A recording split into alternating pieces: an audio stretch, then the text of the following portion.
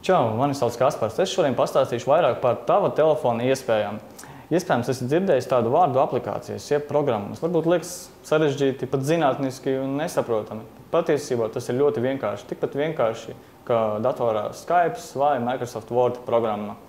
Parādīšu, kā pie tām tikt. Google Play ir tā vieta, kur aplikācijas var iegūt. Telefonā to reizēm sauc par Play Store, reizēm par Play veikalu, atkarībā no tā, kāda ir telefonam valoda. Un tur ir atrodami simtiem tūkstoši dažādu aplikāciju. Ir gan noderīgas, gan izklaidējušas, spēlītes, ir navigācijas. Varam atrast draugiem LV, varam atrast Skype un ir pat bībele. Izvēle patiešām ir liela. Paskatīsimies, kā to visu var dabūt. Lai to visu sāktu lietot, uz ekrāna spiežam Apps.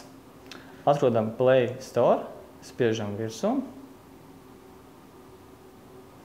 Šeit mums piedāvā pievienot vai nu eksistējošu Gmail kontu vai izveidot jaunu. Tā kā man nav, tad es izveidošu jaunu. Spiežu New. Rakstu savu vārdu, uzvārdu, spiežu Next. Šeit es izvēlos, kāda būs e-pasta adrese. Spiežu Next. Tiek pārbaudīts, vai šāda e-pasta adrese ir pieejama. Tāpēc nedaudz ir jāpagaida. Man parāda, ka tāds vārds nav pieejams, bet var izvēlēties no ieteikumiem. Paņemsim vienu no ieteikumiem un spiežam Try Again. Tā kā tāds variants bija, tad viss ir kārtībā, man ir jāieraksta paroli. Veido paroli tā, lai tā ir droša un tā, lai arī pats tu to atceries.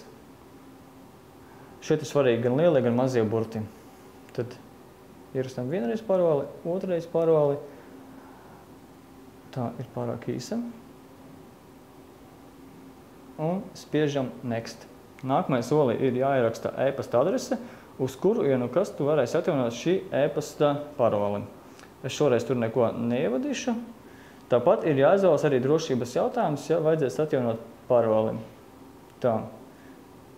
Ierakstam atbildi šim jautājumam un spiežam Next. Šeit mums tiek piedāvāts pievienoties Google+, bet šoreiz es to nedarīšu un spiedīšu Not Now.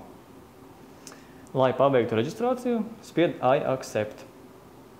Notiek savienošanās ar internetu. Šeit ir jāieraksta kods, kas ir redzams. Tā, rakstam.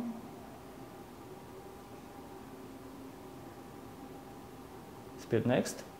Notiek pārbaude. Nākamajā solī tu vari ievadīt savas bankas kartes datus, lai, ja nu kas, varētu pirkt arī maksas aplikācijas. Šoreiz to soli izlaižam un spiežam Skip.